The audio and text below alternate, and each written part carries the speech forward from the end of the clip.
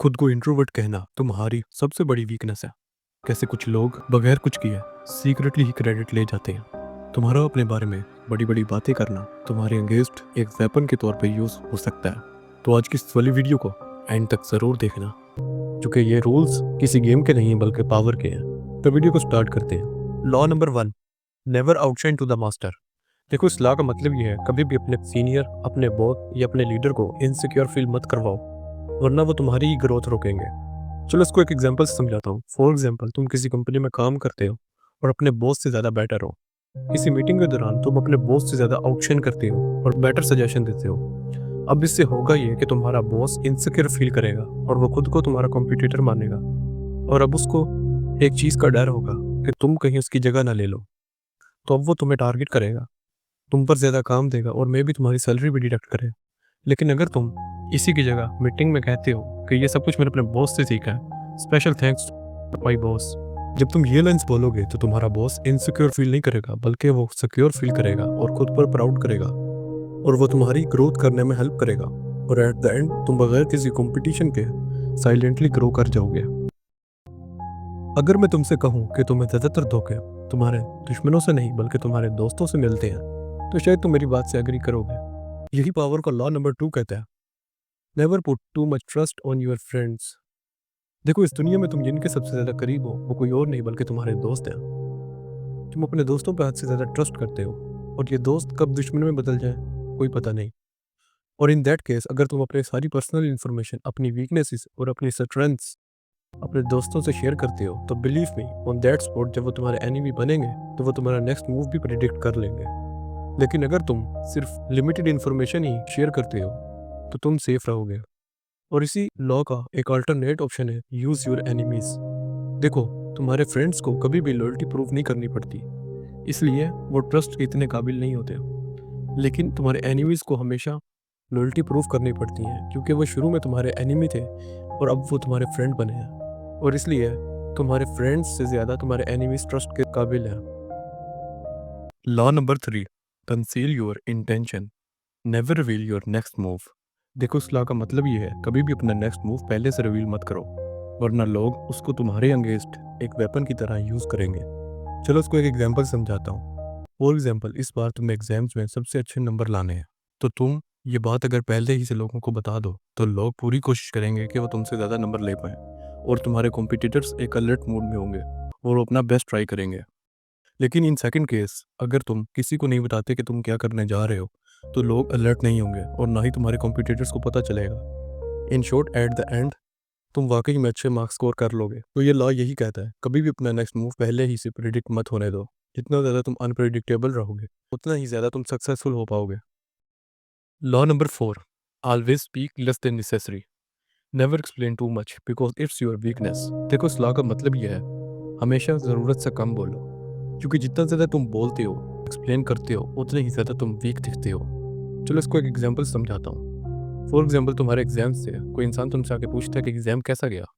अगर तुम उसको कहते हो कि मेरा ये एमसीक्यूज गलत हो गया, ये रह गया, ये सवाल पता नहीं कहाँ से आ गया, तो बिलीव मी, तुम वीक दिखते हो। लेकिन अगर तुम सिर्फ ये कहो, हाँ अच्छा चला गया, या कहो बुरा चला गया, दैट्स इट, क्योंकि पावर उसी के पास होती है जो कम बोलता है। Law number 5, so much depend upon your reputation, your image decide you have power और नॉट। देखो, इस लॉ का मतलब ये है कि तुम्हारा इमेज ही डिसाइड करता है कि तुम्हारे पास पावर है कि नहीं। चलो इसको एक एग्जांपल से समझाता हूँ। फॉर एग्जांपल, एक कंपनी में दो एम्प्लॉय काम करते हैं। एक एम्प्लॉय जो टाइम पर आता है, टाइम से चला जाता है, किसी से मिसबिहेव नहीं करता, लेकिन वो अपने काम में उतना अच्छा नहीं है। लेकिन एक सेकेंड एम्प्लॉय है जो काम में तो बहुत अच्छा है, लेकिन अक्सर लेट आता है, जल्दी चला जाता है और लोगों से अक्सर मिसबिहेव करता है। अब इस केस में जो एम्प्लॉय नंबर 1 है, उसकी इमेज बहुत स्ट्रांग है। अब अगर बॉस को एक एम्प्लॉय निकालना हो तो वो किसको निकालेंगे? हाँ, वो सेकंड एम्प्लॉय को ही निकालेंगे, क्योंकि उसका इमेज बहुत वीक है।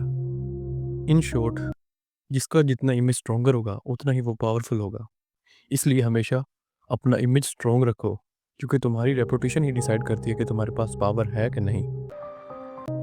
Coat attention at any cost, किसी भी कीमत पे अटेंशन गेन करो। चलो इसको मैं तुम्हें एक एग्जांपल समझाता हूँ। फॉर एग्जांपल, किसी कंपनी में दो एम्प्लॉय काम करते हैं। एम्प्लॉय ए लोगों से बात नहीं करता, चुपचाप अपना काम करता है और घर चला जाता है। वही एम्प्लॉय भी जो भी थोड़ा काम करता है अपने बॉस को बताता है कि मैंने ये काम किया है और मैं ये भी कर सकता हूँ, मैं इससे बेहतर भी कर सकता हूँ। वो किसी न किसी मोमेंट पे कुछ ना कुछ अटेंशन गेन कर रहा है। अब जब भी प्रमोशन की बारी आएगी तो हमेशा एम्प्लॉय नंबर 2 को ही चुना जाएगा, क्योंकि एम्प्लॉय नंबर 1 ने कभी अपना काम हाईलाइट नहीं किया और उसकी अटेंशन 0% है और उसको ऐसे ही इग्नोर कर दिया जाएगा। और एम्प्लॉय नंबर 2 हमेशा प्रमोशन ले जाएगा। तो किसी भी कीमत पे अटेंशन गेन करो, क्योंकि अटेंशन ही ग्रोथ देती है। और इंट्रोवर्ट के दायरे से निकलो, क्योंकि यही तुम्हारा सबसे बड़ा एनिमी है। लोगों को काम करने दो, पर चुपके से जाके क्रेडिट ले लो। ये कहते हैं law number 7 from the book of 48 laws of power. Get peoples to do work but take the credit. चलो इसको एक एग्जांपल से समझाता हूँ। फॉर एग्जांपल, तुम किसी कंपनी में काम करते हो और तुम्हारा बॉस तुम्हें और कुछ एम्प्लॉयज़ को एक प्रोजेक्ट पे काम देता है। तो तुम उस पॉइंट पे एक लीडर की तरह एक्ट करो और काम को डिवाइड कर दो लोगों में और खुद के लिए कम काम लो। अगर कोई सवाल करे तो कहो कि मैं सुपरवाइज कर रहा हूँ। जब लोग काम कर ले तो काम को इकट्ठा करो और बॉस के सामने प्रेजेंट करो। जब तुम प्रेजेंट करोगे तो कहना इन्होंने काम किया बट मैंने सुपरवाइज किया, और एट द एंड प्रोडक्ट आपके सामने है। जब तुम प्रेजेंट करते हुए ये बातें बोलोगे तो तुम एक लीडर की तरह लगोगे, और एट द एंड क्रेडिट हमेशा लीडर को जाता है, किसी लेबर को नहीं। तो एट द एंड तुम क्रेडिट ले जाओगे। लोगों के पीछे भागकर अपनी एनर्जी वेस्ट मत करो, बल्कि लोगों को खुद तुम्हें चेज करने दो। ये कहता है law number 8 from the book of 48 laws of power. Make other peoples come to you, use bait if necessary. चलो इसको एक एग्जांपल से समझाता हूँ। फॉर एग्जांपल, तुम किसी कॉलेज में पढ़ते हो और वहाँ ट्रिप के लिए लोग डिसाइड कर रहे हैं और हर इंसान अपनी सजेशन दे रहा है। अगर तुम उस मोमेंट में उनके दरमियान में बोलोगे तो तुम्हारे वर्ड्स की कोई पावर नहीं होगी।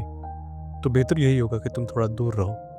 जब लोग तुम्हारे पास आके पूछेंगे तुम्हारा क्या ख्याल है, तो उस मोमेंट पे जब तुम बोलोगे तो कंट्रोल तुम्हारे हाथ में होगा और तुम पावरफुल लगोगे।